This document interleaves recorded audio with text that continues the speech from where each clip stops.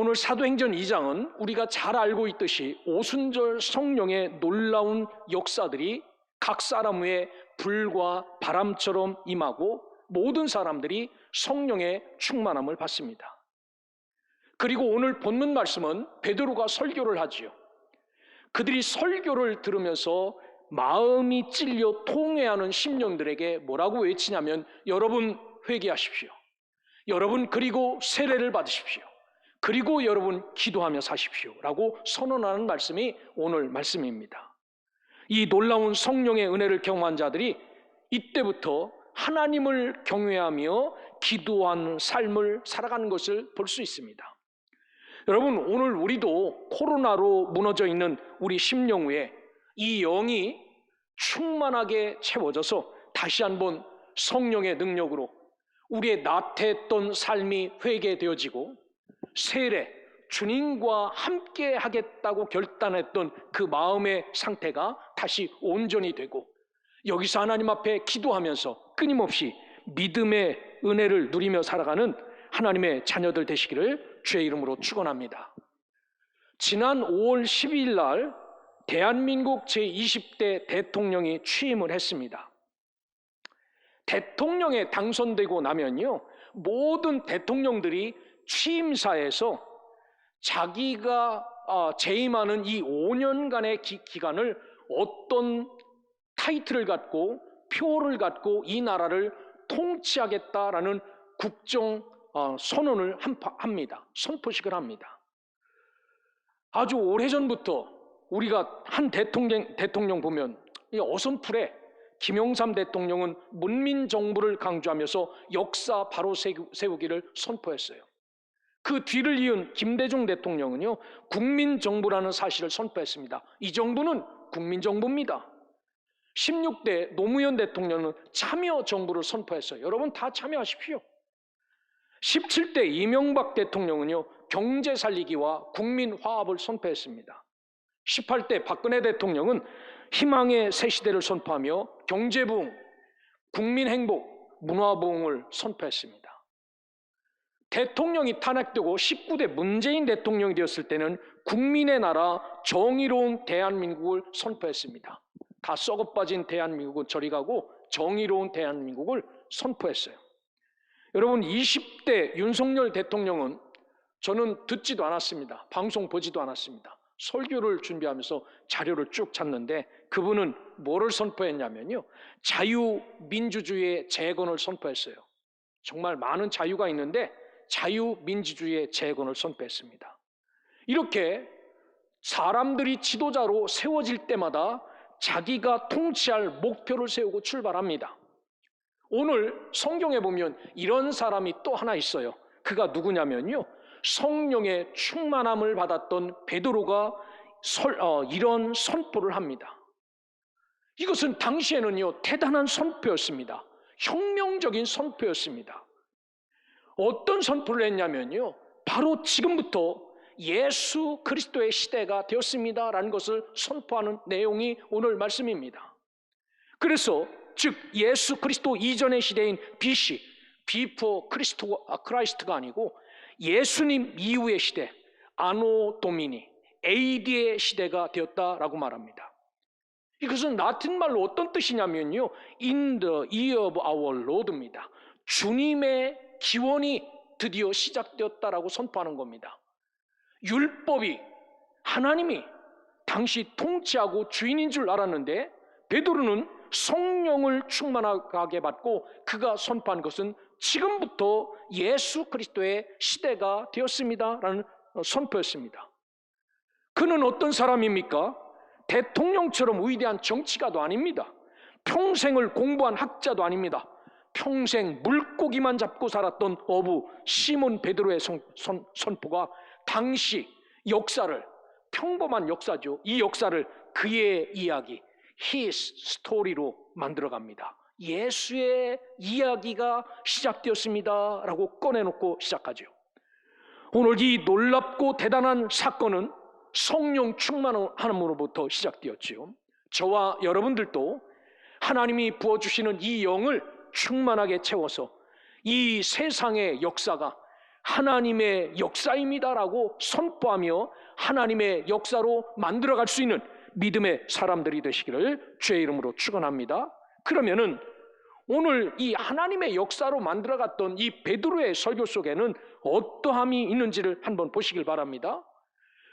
이 베드로의 설교를 통하여 예수님의 시대가 도래되었음을 들은 제자들에게 나타난 현상들은 어떤 거냐면은, 여러분, 지금부터 이 세상은 예수님의 시대, 그분의 역사가 시작되었습니다라는 것을 선포할 때 그들에게 나타난 것은, 형제들아, 그러면 우리가 어찌할꼬? 라는 통해함이었습니다. 그분이 주인이신데, 그분이 하나님으로 이 땅에 오셨는데 그분을 우리가 두드려 패서 죽였으니까 그러면 우리가 어떻게 해야 됩니까? 라는 통회와 자복이 그들에게 일어나기 시작했습니다. 여러분, 우리가 매일 듣지요. 매주 주일 설교를 듣습니다. 여러분들은 주일을 나와서 예배하는 마음의 자세가 어떤지는 모르겠습니다. 그냥 설교를 한번 듣고 나서 나 오늘 주일 지켰다라는 도장 찍는 의식인지, 아니면 하나님이 오늘 나에게 어떤 말씀을 주실까라고 사모하면서 나오는지, 여러분, 제가 여러분의 마음은 잘 알 수 없지만 오늘 베드로의 설교를 듣고 그들이 대단한 성령의 역사심 가운데 우리가 그러면 어찌 살아야 됩니까? 라고 먹먹하게 회개하고 자복했던 하나님의 백성들처럼 저와 여러분들도 말씀을 들을 때마다 이런 은혜가 여러분 가운데 충만하기를 주의 이름으로 축원합니다. 37절을 보십시오. 그들이 이 말을 듣고 마음에 찔려 베드로와 다른 사도들에게 물어 이르되 형제들아 우리가 어찌할꼬 하거늘 이라는 현상이 나타납니다. 예수의 이야기로 시작되는 베드로의 설교를 듣고 그들에게 나타난 현상은, 그렇게 교만했던 그들이 한없이 겸손합니다. 예수를 십자가에 못 박으라, 그를 죽이라고 외쳤던 그들에게 그러면 우리가 어찌해야 됩니까? 라고 한없이 겸손한 자로 변한 거지요. 믿음의 첫걸음은 겸손이란 바탕 위에서 시작하는 겁니다. 비단 신앙생활만 이렇게 사는 것 아닙니다. 세상의 모든 삶도 겸손으로 시작돼야죠. 성경은 우리에게 어떤 삶을 요구하냐면요, 잠언서 16장 18절에 보면 교만은 패망의 선봉이요 거만한 마음은 넘어짐의 앞잡이니라 라고 말합니다. 교만한 것, 패망하는 선봉이고, 거만한 것, 이것은 넘어지는 일의 앞잡이다 라고 말합니다. 오늘 우리에게도 2000년 전에 성령님이 찾아오셔서 그들이 느꼈던 현상이 동일하게 나타나, 그럼 나는 어떡할까? 내가 이분을 주인으로 인정하지 않고 살았는데, 내가 이분을 진짜 하나님으로 인정하지 않고 살았는데 이분이 오늘 하나님이라고 그렇게 외치시니 지금까지 살았던 나는 어떻게 해야 되나? 라고 이렇게 통회하며 예수 그리스도를 다시 붙잡고 시작할 수 있는 믿음이 여러분들에게 있기를 주의 이름으로 축원합니다. 오늘 베드로가 전한 His story, 그 예수의 이야기의 요지가 뭔지 분명히 성경은 기록하고 있습니다. 오늘 베드로 설교 가운데서 그 요지를 이야기해요. 첫째, 뭐라고 이야기하냐면요, 베드로가 이렇게 선언합니다. 예수님은 여러 기적을 통하여 하나님의 아들 되심을 입증했지만 어쨌든 한 인간이셨습니다 라고 말합니다. 그가 죽은 자도 살리고 물 위를 걷고 빵 5개로 5,000명을 먹였지만, 그래서 하나님의 아들이구나 라고 입증이 됐지만 어쨌든 육신을 입고 온 사람이라고 22절에 분명히 이야기합니다. 23절에 보면 예수님은 하나님의 목적에 따른 것이긴 하지만 약한 악한 자들의 손에 의해 죽임을 당했다라고 선언합니다. 하나님의 목적에 의해서 천상에서 회의를 하고 죽어가는 저들을 위해서 누가 갈까라고 말할 때 내가 가겠습니다 라고 해서 예수님이 피하 이 땅에 오신 하나님이셨는데, 악한 사람들에 의해서 그가 죽었다라고 22절에 23절에 말씀을 합니다. 뿐만 아니라 예수님은 구약 성서가 예언했던 대로, 그리고 실제로 사도들이 목격한 대로 죽은 자들 가운데서 다시 살아나셨다라고 32절에 이야기합니다. 죽었지만 살아나신 하나님의 아들이다라고 이야기해요. 그리고 33절에는 부활하신 예수님을 하나님 우편으로 올리셨으며 거기서부터 성령을 선물로 부어주셨다라고 말씀합니다. 그리고 이스라엘이 확실히 알아둬야 될 사실은 여러분이 십자가에 못 박은 이 예수를 하나님은 그리스도가 되게 하셨다라고 선언합니다. 여섯 번째로 보면 38절에 주 예수를 회개하고 믿어 세례를 받은 모든 사람에게 죄사함과 성령의 선물을 주신다라고 선언하지요. 이게 베드로가 설교했던 설교의 요약입니다. 우리도 이 베드로가 전한 그의 스토리, his story, 예수의 이야기를 들을 때 성령님이 동일하게 임하여 그 말씀을 앞에 놓고 하나님은 이러신데 나는 어찌할까라고 끊임없이 물음이 끊어지지 않고 채워짐으로 여러분, 우리가 새롭게 거듭나 예수 그리스도의 거룩한 뜻을 따라 살아갈 수 있는 믿음의 자녀들 되시기를 주의 이름으로 축원합니다. 자, 이렇게 증상이 나타난 그들에게 우리는 어떻게 할까? 그 예수의 이야기를 듣고 하나님의 이야기를 듣고 그러면 우리는 어떻게 할까라고 이런 증상이 나타난 자들에게 베드로가 설교를 통하여 처방전을 내립니다. 그러냐? 이 솔루션을 하는 거지요. 그렇다면은 첫 번째 처방전은 너희가 회개해라라고 말합니다. 베드로가 전한 그의 이야기, 예수의 이야기를 듣고 난 다음에 어찌할 거라고 묻는 자들에게 베드로의 첫 마디는요, 회개하라라는 것입니다. 여러분, 무엇을 회개하라는 이야기입니까? 우리 일상생활에서 잘못된 도덕적인 것을 회개하라는 말입니까? 물론 이런 것도 회개해야지만 오늘 베드로가 주장하는 회개는요, 조금 더 본질적인 것입니다. 베드로가 주장하는 회개의 요구를 그의 설교를 통해서 찾아보면 하나님의 아들로 오신 예수지만 이 예수를 믿지 않고 핍박하고 죽인 사실을 회개하라는 겁니다. 너희들 그분이 하나님으로 오셨는데 그 진짜 하나님으로 인정하지 않고 그를 오히려 십자가에 가짜라고 못 박아 죽인 이 사실을 회개하라는 겁니다. 진짜 하나님이 이 땅에 오셨는데 우리는 이분을 가짜라고 생각하여서 인정하지 않습니다. 그래서 죽인 겁니다. 이것을 회개하라는 겁니다. 2000년이 지난 후 지금을 살아가는 우리에게는 해당되지 않는 듯한 얘기 같죠? 과연 그럴까요? 여러분, 지금을 살아가는 우리도 이 예수가 진짜라고 전합니다. 예수가 제가 설교를 하면서 가짜라고 이야기한 적 한 번도 없습니다. 이분이 진짜입니다. 이분을 믿어야 삽니다.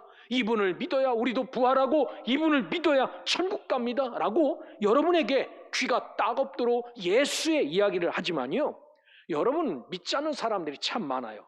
저 사람은 교회를 나오지만 진짜 믿을까라고 말하죠.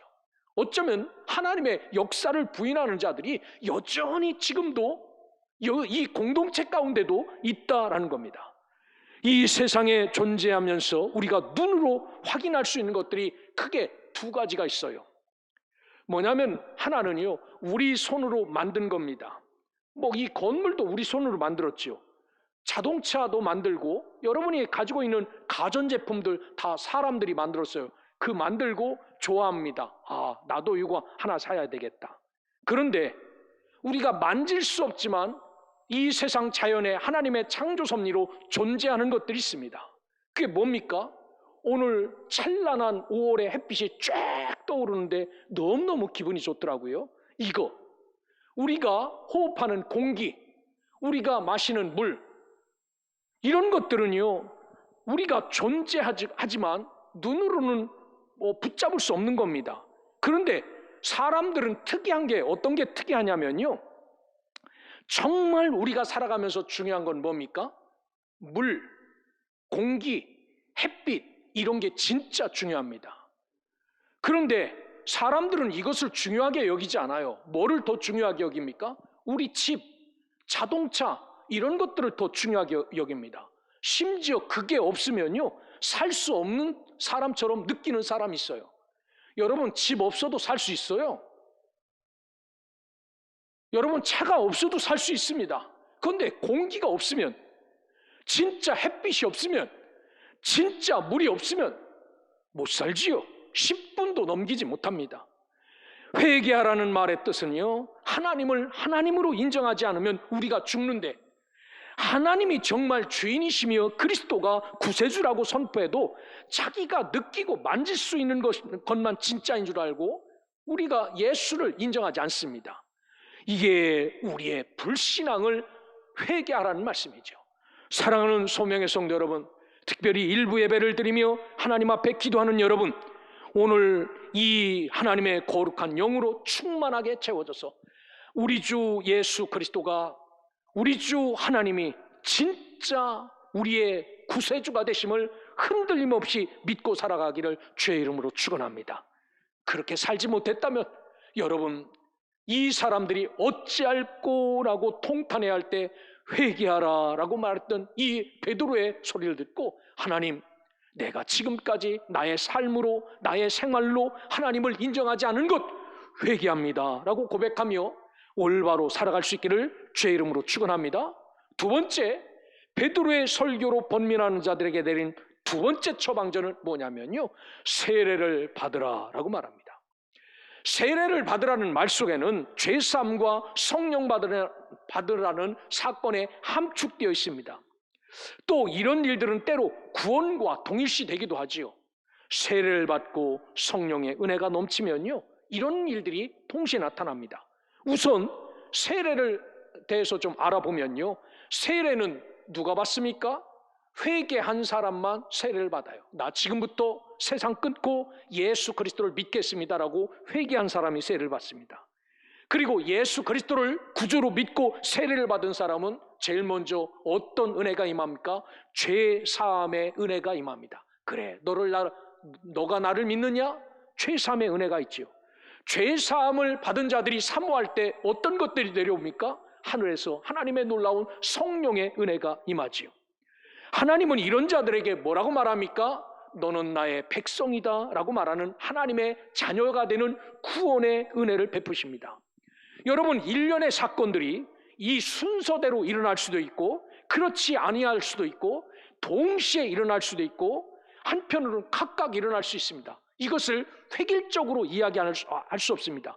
오늘 말하는 세례를 받으라라는 말은요, 어떤 이야기냐면 이 베드로가 전한 그의 이야기, 예수의 이야기를 듣고 난 후 어찌할꼬라고 번민하는 자들에게 회개하였다면 세례를 받으라라는 것입니다. 이 말은 지금까지 기준이 세상의 기준이었다면 세례를 받고 예수 그리스도가 기준되는 삶을 살라라는 그런 말입니다. 그러기에 오늘 우리가 회개하여 세례를 받은 사람이라면요, 지금까지 우리의 삶은 예수 그리스도가 기준이 되어야 합니다. 오늘 거룩한 주일입니다. 세상에서 나를 부릅니다. 꽃 구경 가자, 너무너무 좋다, 산에 가자라고 불러요. 그러면 내가 기준인 사람은 그렇지, 청춘은 긴 것 아닌데 이때 한번 놀아보자 라고 하고 진짜 산에 갑니다. 그런데 예수 그리스도가 기준인 사람은요, 아무리 세상이 나를 불러도 가지 않습니다. 왜냐하면 나는 회개하고 세례를 받아서 지금부터는 예수가 기준되는 삶을 살기로 작정한 사람이기 때문입니다. 그래서 사도 바울의 서신에 보면요, 세례에 대해서 17번을 언급합니다. 17번을 언급하면서 사도 바울이 빼놓지 않고 이야기하는 게 이 세례는 그리스도와의 일치라는 내용을 강조합니다. 세례받은 사람은 예수와 나와 따로 노는 사람이 아니라 그리스도와 일치된 사람이 세례받은 사람이다 라고 말해요. 여러분, 그렇다면 그리스도의 죽으심과 부활에 참여한 것이 세례이고 그리스도의 몸에 유기적으로 연합한 것이 세례이라면 저와 여러분은 어떤 삶을 살고 있습니까? 우리 하나님과 성령님과 날마다 동행하고 있습니까? 아니면 그분과 전혀 관계없는 삶을 살아가고 있습니까? 오늘 우리가 예수를 믿고 회개하여 세례를 받은 사람이라면 저와 여러분은 예수 그리스도가 기준이 되어 그리스도와 연합한 삶을 잘 살아가시기를 주의 이름으로 축원합니다. 우리의 힘으로 안 됩니다. 우리의 능으로도 안 돼요. 성령을 힘입을 때 이런 삶을 살 수 있죠. 이 영으로 이렇게 살아갈 수 있기를 주의 이름으로 축원합니다. 마지막으로 성경에 보면 베드로가 세 번째 내린 처방전은요, 오직 기도하기를 힘쓰라라고 말합니다. 회개했어요.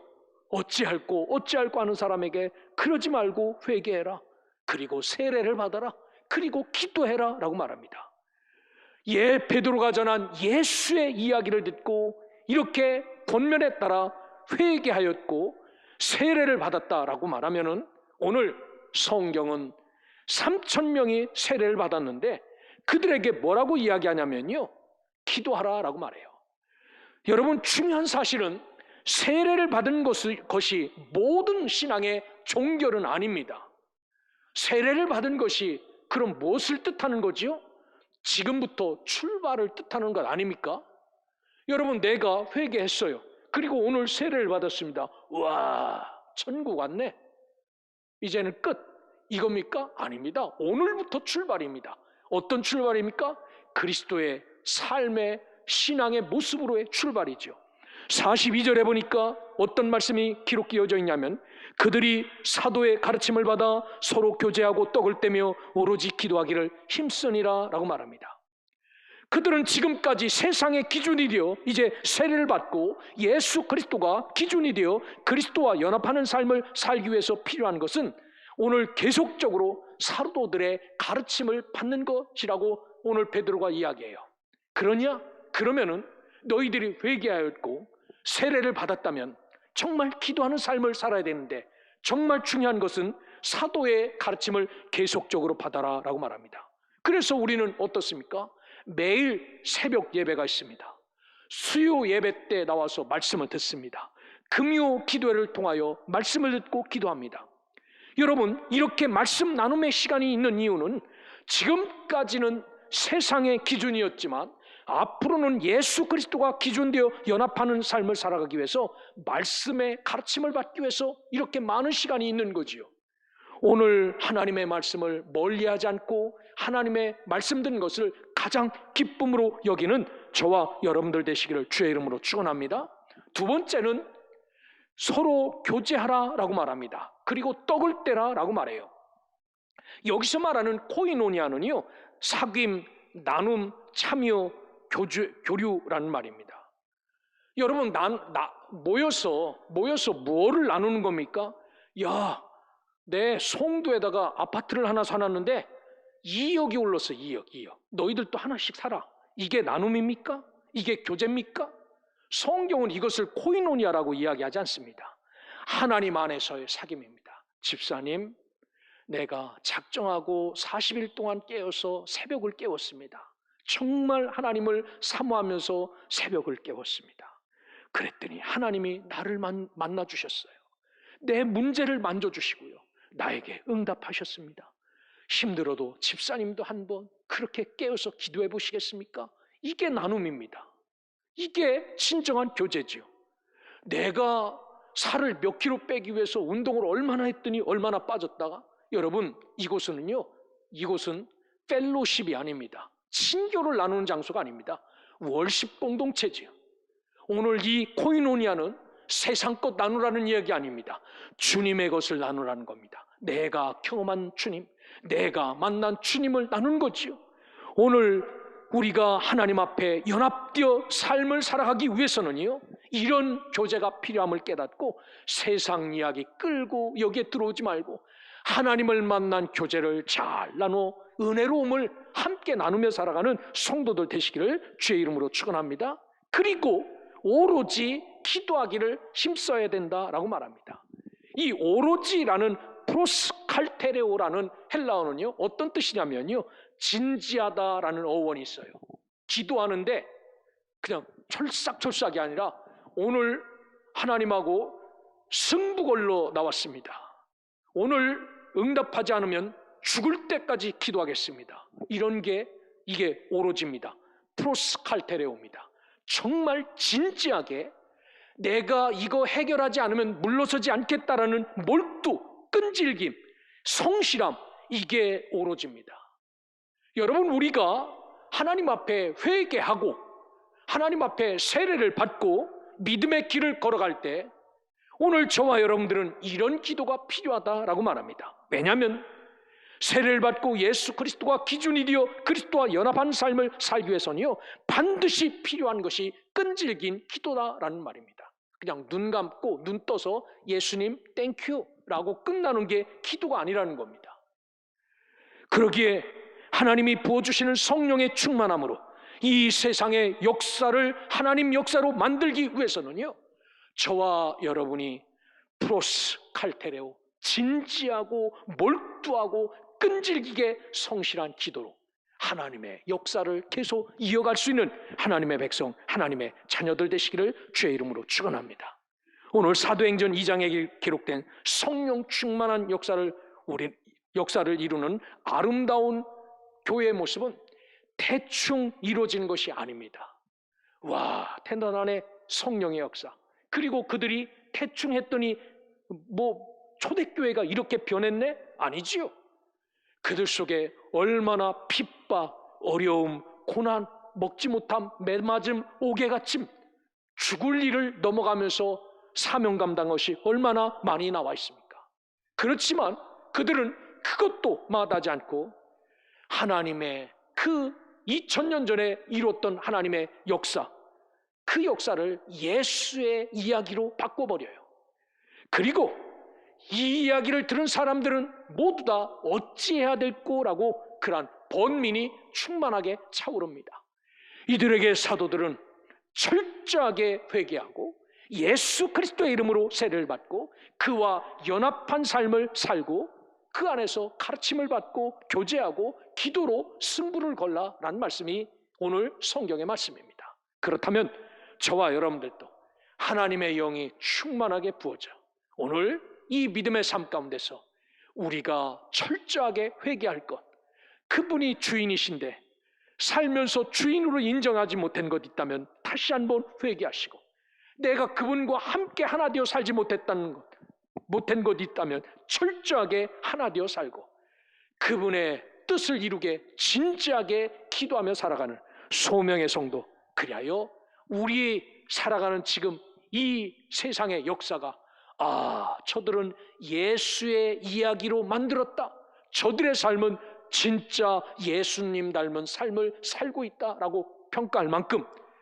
이 세상의 역사, 이 코로나 시대의 역사를 예수의 역사로 바꿔갈 수 있는 믿음의 사람들 되시기를 주의 이름으로 축원합니다. 기도하겠습니다.